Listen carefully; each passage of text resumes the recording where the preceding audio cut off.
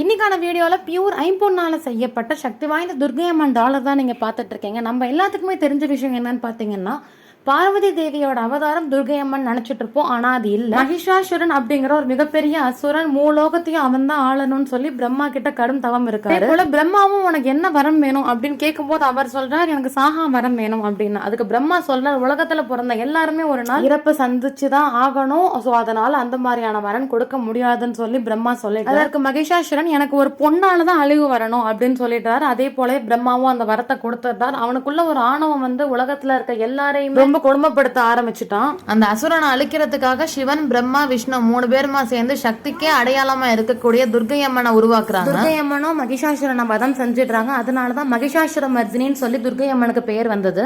பொதுவா துர்க்கை அம்மனுக்கு ராகு கால வேலையில நாம பூஜை செஞ்சு வந்தோம்னா ரொம்ப விசேஷம். அது மட்டும் இல்லாம எலுமிச்சம்பழத்துல விளக்கேத்தினா இன்னும் ரொம்பவே நல்லது. நம்ம மனசார வேண்டின்ற எல்லாமே நடக்கும். சக்தி வாய்ந்த துர்க்கை அம்மன் டாலர் தான் நம்ம பியூர் ஐம்பொன்னால பண்ணிருக்கோம். இந்த ஒரு டாலர் உங்களுக்கு வேணும்னு நினைச்சீங்கன்னா ஸ்கிரீன்ல இருக்க நம்பருக்கு கால் பண்ணி வாங்கிக்கோங்க.